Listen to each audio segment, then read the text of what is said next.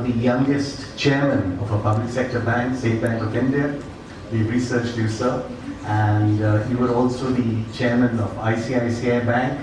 But most important, he's been one of the founder of Pratham.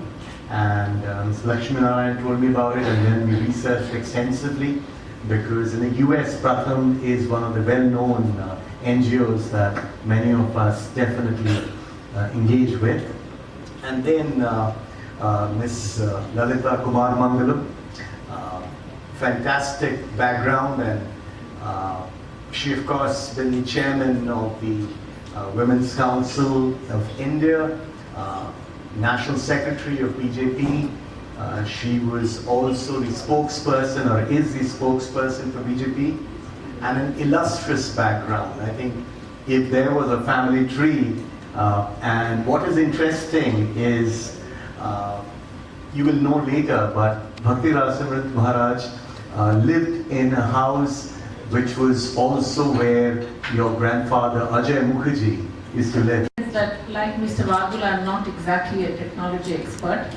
My granddaughter probably knows how to use my iPhone better than I do, and very often points it out.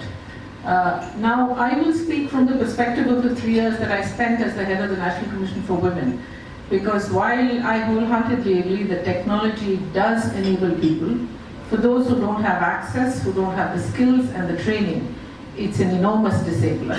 Elaborate on that, please. Number one, I think you asked the question whether technology is an enabler or disabling. I'd like to very briefly answer. Even if you come to the conclusion that it is not an enabler, it is a disabling, you can do very little about it.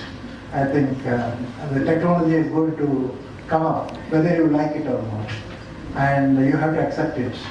At best, you can think in terms of regulating the consequences of the technology. But I think technology also would be able to overcome that regulation. We're imperfect, so I think it's going, human beings have great potential for great things and positive things, but they also have potential for not so great things.